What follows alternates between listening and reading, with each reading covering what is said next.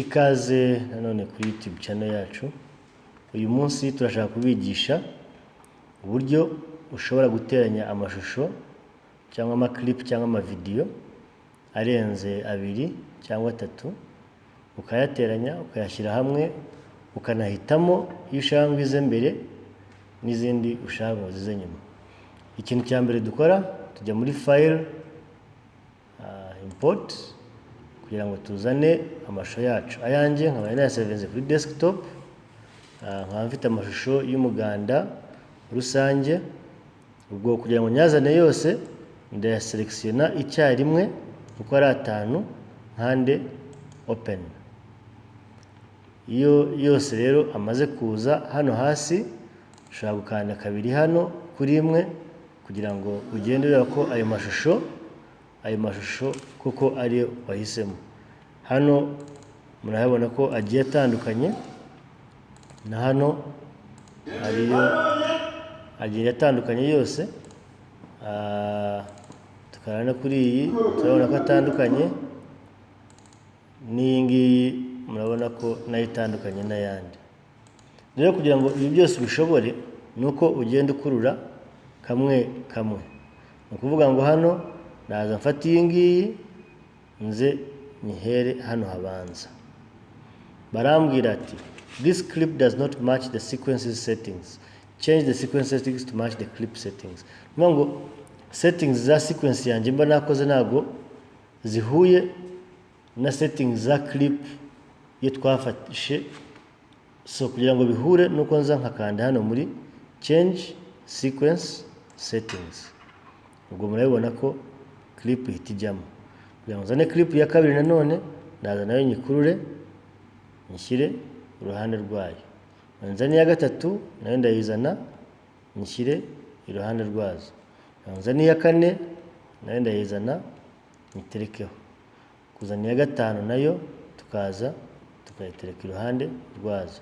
Impamvu tutarimo kubona izi clip zindi twagiye dushyiraho nuko uyu murongo ariwo utwereka aho izi clip zijya. Reka rero duplayinge turebe ko clip zose zagezemo, hanyuma turebe ukuntu twagenda duhindura, tukavuga turashaka ko imwe itangira indi kaza nyuma. Ubwo nitujya hano tugakanda kuri play, murabona ko amashusho yose agiye ahura.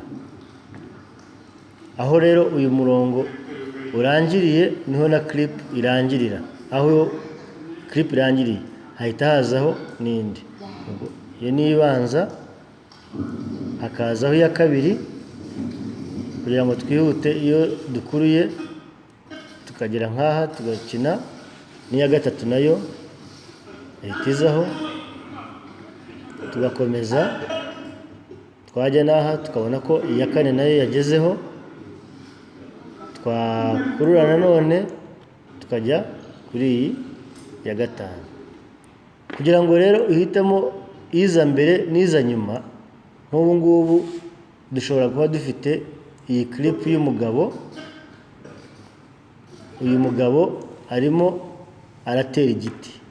Kugira ngo rero bise nk'aho ari we focus iriho, nuko dufata iyi tukayigiza inyuma, tukazana iyi ikaza imwegera, ku buryo nibiva hano bikina biraza gukomeza bijye hano, cyangwa se bihere hano aho yari iri, igaruka hano inyuma yerekana yuko arimo gutera igiti.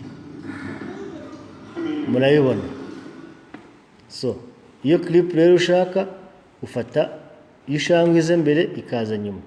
Muri make ushobora no kuyizamura ukayishyira hano hejuru muri murongo wanditsemo video ya kabiri, ukazana iyi ngiyi ukayisubiza inyuma, iyi ngiyi akaba ariyo uzana ugashyira hano imbere, hanyuma iyi ikaza nyuma.